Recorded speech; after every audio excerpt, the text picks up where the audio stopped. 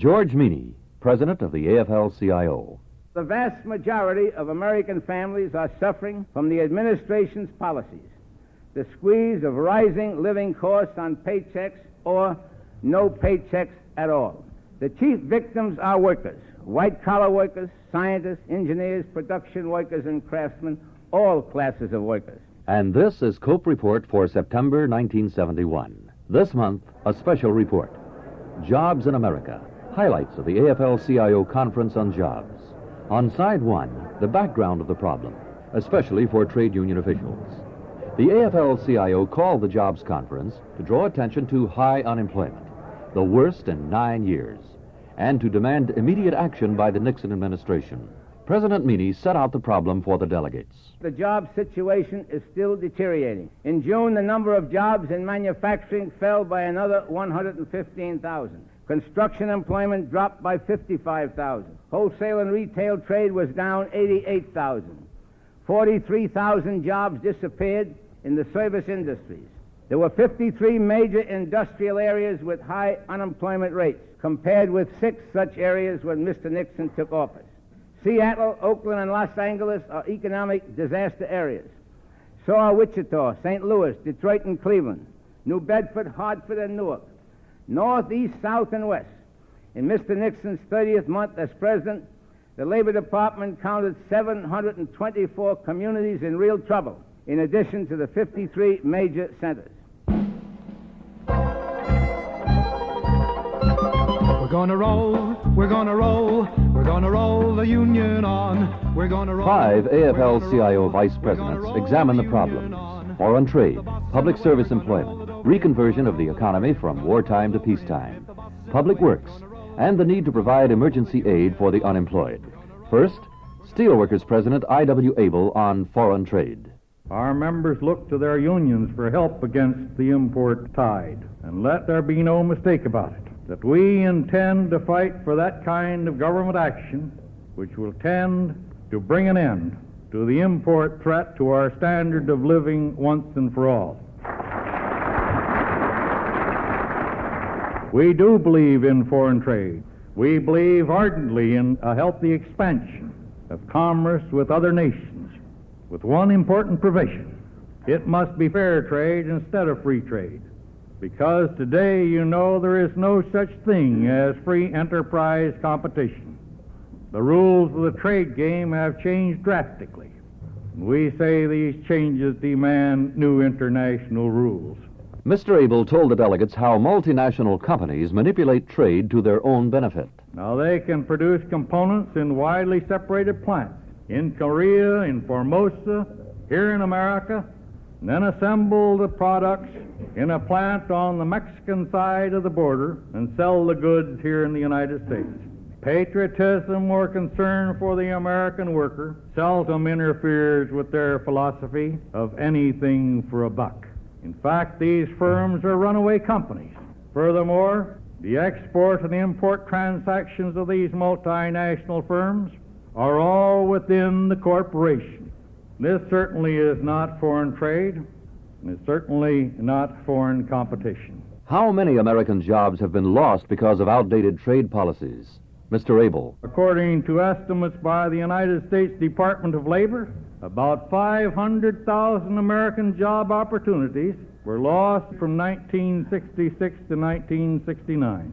Employment in the electronics industries declined by an estimated 107,000 jobs last year. The textile industry saw imports double between 1964 and 1968. The industry is up against the wall today because of these imports. The shoe workers, like the textile workers, live in a nightmare of an increasing flood of imports. What can be done? Vice President Abel expressed the views of American workers. We need to stop undercutting American wages and labor standards. We want expanded trade that does not depress standards at home nor exploit labor abroad. We need a government policy to protect this country's legitimate economic and social interests. We need a government policy to control the exportation of American know-how and capital. Other countries protect their domestic interests as they carry on their foreign trade policy. And I say it's time our country did the same. If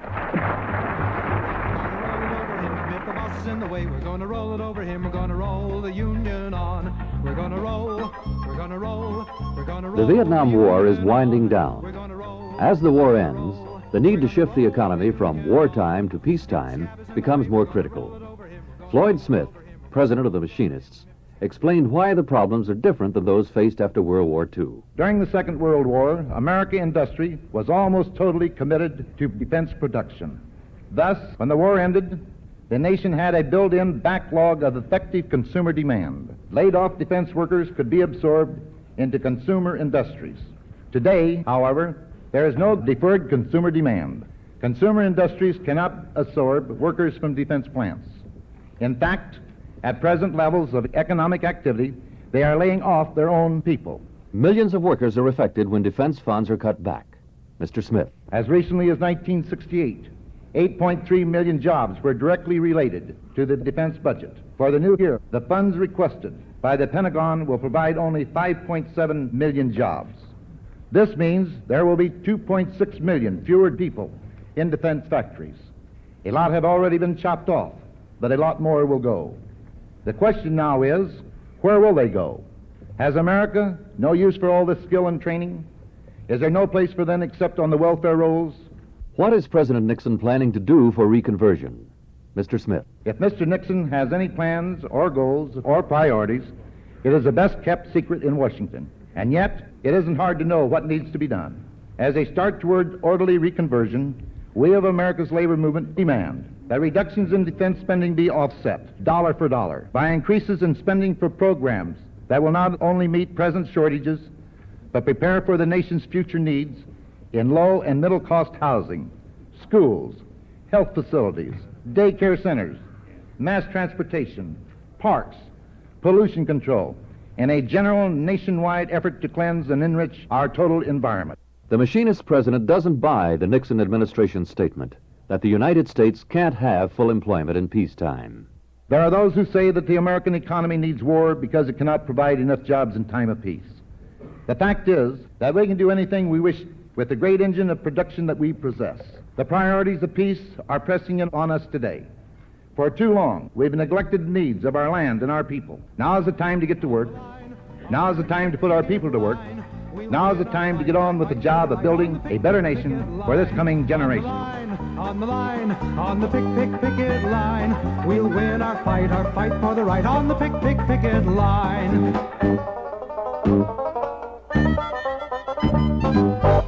More than 5 million American workers are unemployed, and they need help now. James A. Suffridge, President Emeritus of the Retail Clerks, believes we must help these workers. The ideal situation is one where everyone has a suitable job and earns an income sufficient to provide him and his family with a comfortable standard of living. What we really need is complete employment rather than unemployment compensation. However, we simply cannot wait for Congress to act and for our economy to bounce back tomorrow. Millions of workers are jobless today and need more than speeches, resolutions, and good intentions. What do the unemployed need, Mr. Suffridge? They need food, clothing, shelter, and medical care today. Improving unemployment compensation, federalizing and upgrading family welfare, as well as stimulating the government to act as the employer of the last resort, can do much to relieve the current plight of the unemployed. We all know that the AFL-CIO is moving on the legislative front, seeking to achieve these objectives. Who can provide this help for the jobless? Mr. Suffridge presented the answer. As chairman of the AFL-CIO Committee on Community Services, my major concern today is how we can meet the immediate needs of the unemployed. What services are available now to help the unemployed worker and his family? How can we in the AFL-CIO help them obtain services? The AFL-CIO Department of Community Services has done much to alleviate the problems the unemployed are forced to face. It is important, therefore, that we do everything we can to assist. Oh, the union is the place for me, the place for working men who want some time to sing and play and money they can spend President Nixon vetoed the accelerated public works bill that would have created about 400,000 jobs. In his veto message, Mr. Nixon continued his attack on construction workers. S. Frank Raftery, president of the Painters, explained why. The failures of this administration to hold down inflation has created the need for a political scapegoat. President Nixon has openly and viciously attacked the incomes of the construction workers. He has accused construction workers of causing the 5% inflation in 1969 and the 6% inflation in 1970. He has found a scapegoat convenient for his banker, his contractor, and his big business friends. He has ignored the true culprits of inflation in the economy and in construction, and has passed all the blame on to the construction worker. President Nixon repeatedly blames construction wages for rising building costs. Mr. Raftery set the record straight. The fact is, the construction workers' wages have been declining in importance. On-site labor costs as a percent of total housing costs have been declining about 2.3% a year over the past 20 years, while financing costs and land costs have actually doubled over the same time span. The true culprit in the rising costs of high-rise apartments, schools, hospitals, and nursing homes, as each Department of Labor study demonstrates, is not the construction workers' wages, but rather the exorbitant interest charges and land costs that have been increasing steadily under the Nixon administration. When President Nixon vetoed the Public Works bill, he felt obligated to make a choice between public service jobs and public works. Mr. Raftery. What gave him any right to choose when the economy and the American workers need both programs? Both programs create badly needed jobs. Each program does its part in finding jobs for the returning GIs, the service employees, construction workers, the skilled machinists, and other defense-related workers who have been laid off. There's no choice here. They all need jobs. The facts are clear. This administration has been unable to provide the economic leadership necessary to get this country moving again.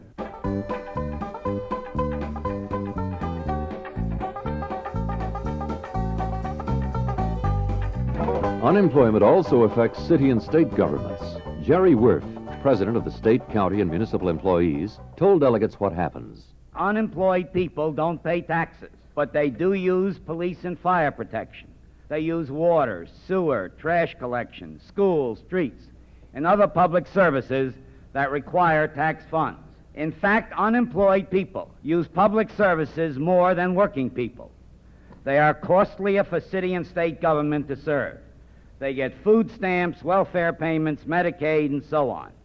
This puts our city and state governments in a position where they are facing greater demands for services. At the same time, they are losing tax dollars. The hard-pressed cities try to get higher taxes approved by the people. If they succeed, people and business move to the suburbs. If they fail to get the taxes, they stop giving services and start laying off public workers. Government workers are losing their jobs because of the current economic problems. Mr. Wirth. The Nixon economic madness means layoffs in the building trades and the mass production industries. It also means layoffs in government. It means a loss of private goods and a loss of public services. The days of the safe, secure civil service job is over. The government worker is not immune to cutbacks or layoffs. And then they've got this fancy word, attrition. The difference between layoff and attrition is when you lay them off, you know their name, and when you attrit them, you just get rid of them without ever finding out who they were in the first place. In the private sector, there are cutbacks and hiring freezes in defense, construction, and manufacturing. In the public sector, there are cutbacks and hiring freezes in education, health care, recreation, police and fire, and public works. President Nixon finally signed the Public Service Jobs Bill after first vetoing it last December. Mr. Wirth explained how the law will work and warned against efforts to reduce the program's effectiveness with biased regulations. A program of public service employment is something we need in America, regardless of the state of the overall economy. The $2.25 billion public service employment program authorized by the Congress would provide funds for approximately 200,000 jobs in federal, state, and local governments over the next 2 years. Eligibility for the program is on the basis of unemployment or underemployment. This means that people who are without jobs and who want and are available for work, people on welfare, the working poor, and persons who are working part-time but seeking full-time work. What we have won is only a first step, because we still need to get the program funded at the full level authorized in the bill. And we're sure that what we have won in the legislation is not stolen away in administrative regulation. If the sheriff's in the way, we're gonna roll it over him, we're gonna roll it over him, we're gonna roll it over him. If the sheriff's in the way, we're gonna roll it over him, we're gonna roll the union on. We're gonna roll. Cope Report continues on side 2 of this cassette with a program designed to be played at local union meetings. We're gonna roll. We're gonna roll the union on.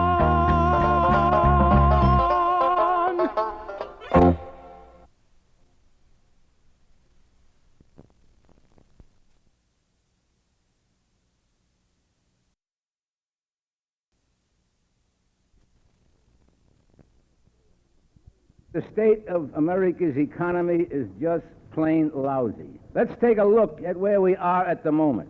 5 million workers are unemployed. Hundreds of thousands have exhausted their unemployment compensation. The cost of living is going up at an annual rate of about 6%.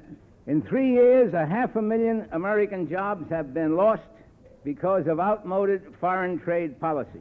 The number of people who live in poverty has grown to over 25 million. The unemployment rate for returning GIs is over 13%. The unemployment rate among blacks is 10%. Among teenagers, 17%. Construction workers, 10%. Jobs in America, a special report on Cope Report for September 1971. Which side are you on? Which side are you on? Which side are you on?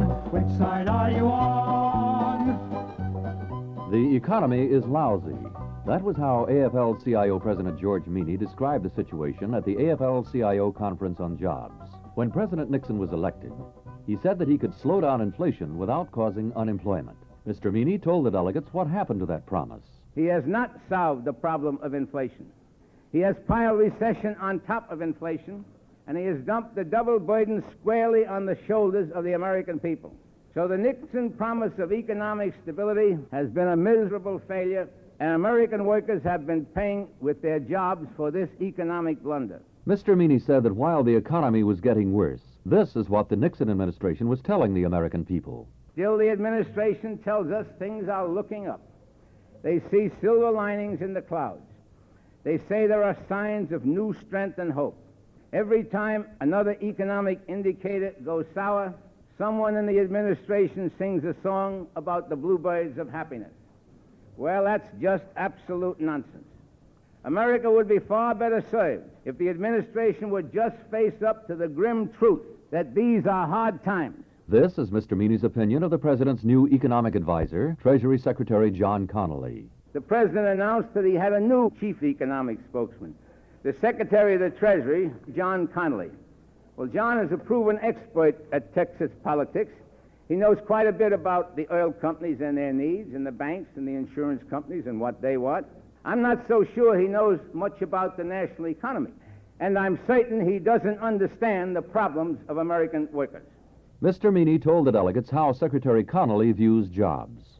Secretary Connolly said that American workers can expect high unemployment forever, except in wartime. He said it is a myth to believe that unemployment can be cut even to 4% in peacetime. In effect, he said America has to get used to the idea of having well over 3.5 million people without jobs and without a way to support their families. He turned his back on the Declaration of Congress of 1946 that America's goal is full employment. His shocking lack of faith in the ability of the American people and the American system to reach and maintain full employment sounds like acceptance of communist propaganda. The new chief economic spokesman of the administration may believe his dismal pronouncement. The AFL-CIO won't buy it. The American people surely don't accept it. Secretary Connolly needs some lessons in the ingenuity of the American people and some understanding of the American economy. He needs faith in America. I'd like to introduce a longtime friend of the labor movement, the Speaker of the House of Representatives. His record speaks for Carl itself. Albert, the He Speaker of was the House, elected as the answered Labor's Democratic call whip to in action. 1955. He told the delegates about the problems caused by President Nixon vetoing bills that would put Americans to work. And he understands our problems. He understands the nation's problems. He understands the need for full employment as the first step to solve those problems. So it gives me great pleasure to introduce our first speaker, Speaker of the House of Representatives, Mr. Carl Albert.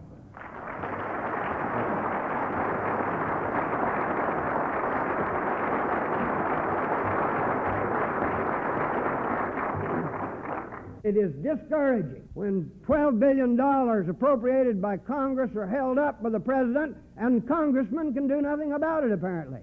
It's discouraging when we pass a bill to put people to work and to build things we need, and the President vetoes it and we have to start counting, and we're not sure that we can count enough votes to override the veto. We are supposed to be majority government, but under the economic policies of the Nixon administration, we are a government which must have a two-thirds majority or it cannot function. What is Congress going to do to fill the void caused by President Nixon's refusal to take strong action to strengthen the economy? Speaker Albert. There are many ways in which your Congress is attempting to meet the emerging needs of the 1970s and a future which will bring accelerating income to our people and accelerating and beneficial change to America. The pride of the American system is its responsiveness and its resilience, and we dare not fail to meet the challenges of these critical times. I believe that we shall measure up.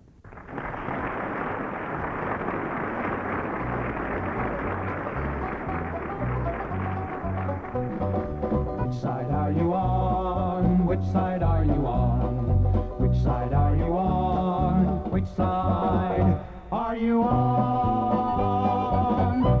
The delegates participated in seminars to examine the job loss problem in more detail. Reports were then made to the full conference. In the area of foreign trade, President Meany outlined the problem.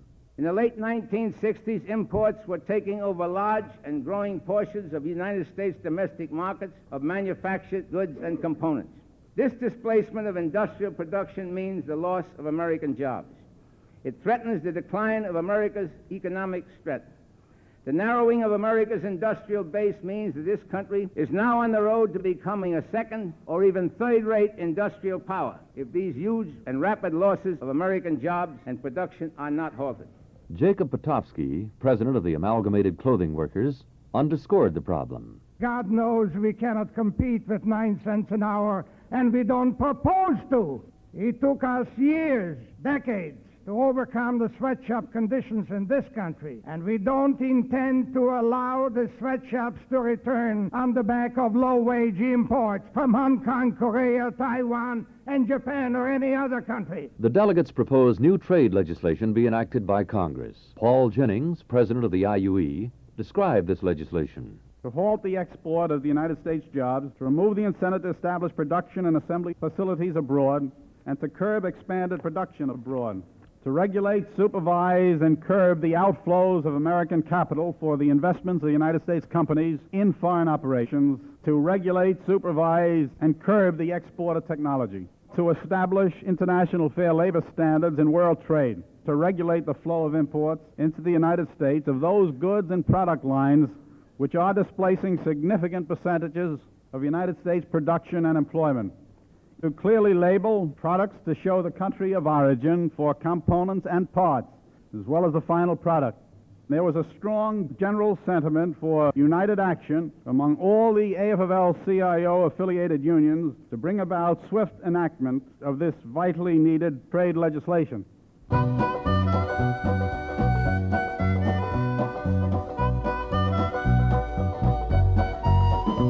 The winding down of the Vietnam War has contributed to the unemployment situation. Again, the Nixon administration failed to act to shift the economy to peacetime. President Meany. It utterly failed to plan for conversion to peacetime production. It failed to offset defense cutbacks with governmental job-creating programs in the civilian economy. In fact, the administration did the exact opposite. It slowed down the economy and engineered a recession. At the same time, it cut back on defense production and the size of the armed forces. It aggravated the problems rather than trying to ease them. It created unemployment in the civilian economy at precisely the time when more civilian jobs are needed for displaced defense workers and returning GIs. Jobs Conference delegates proposed the solution to reconversion problems. Joseph D. Keenan, Secretary of the IBEW, presented their ideas. The Nixon administration has failed to make plans to take action to prepare the American economy for reconversion. We believe the government must act to create civilian-type jobs for defense workers and returning GIs as military spending declines. The basic need is for jobs. The underpinning for a successful reconversion effort is a full employment program that provides jobs for American workers, including a rapid rise in this nation's supply of public facilities and public services. The real key to reconversion is a full employment policy.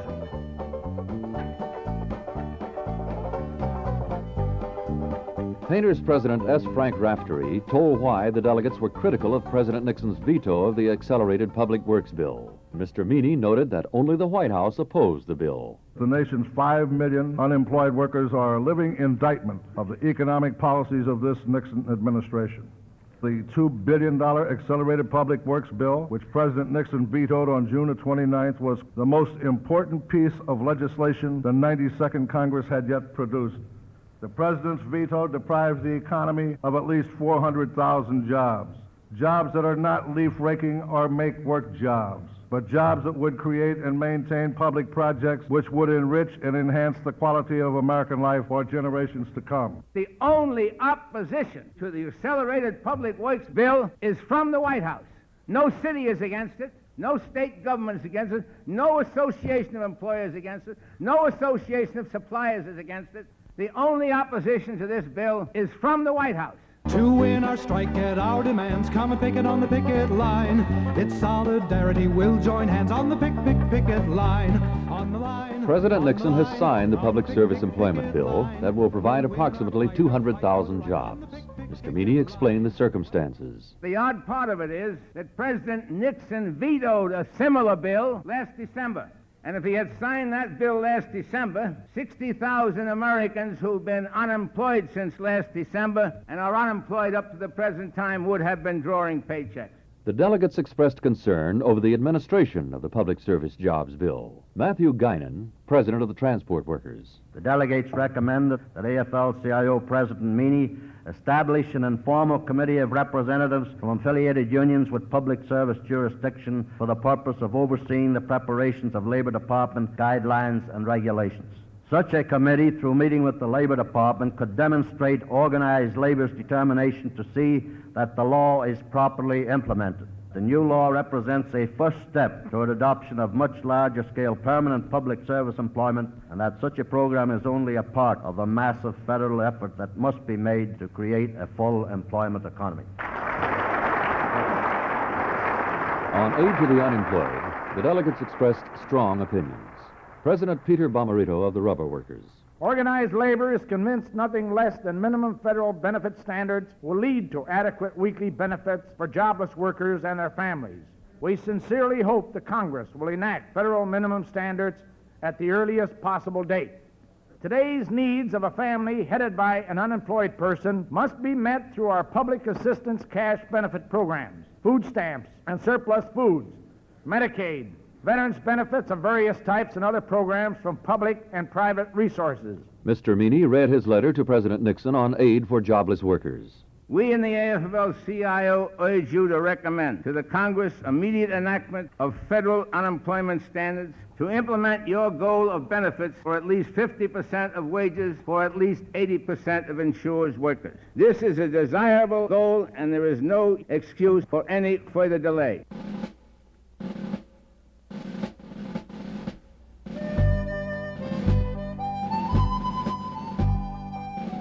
How can workers follow up on this conference to make sure there are jobs for American workers? President Meany. Well, in the list of things to do, follow-up action, there's COPE in 1972. And I think with all our other activities, in order to meet this problem, and it's going to be a more difficult problem in the future, we've got to see that COPE does a better job. And that's pretty difficult because it's been doing a damn fine job for some years, but we got to see it does even a better job and that it gets the full cooperation. And we will in that way find that we have more friends in Washington and all branches of government who are concerned with jobs for the American worker and prosperity for the American people. The two go hand in hand. This has been a special report, Jobs in America, on Cope Report for September 1971. Next month, an in-depth analysis of President Nixon's latest economic moves, including the wage freeze, on Cope Report.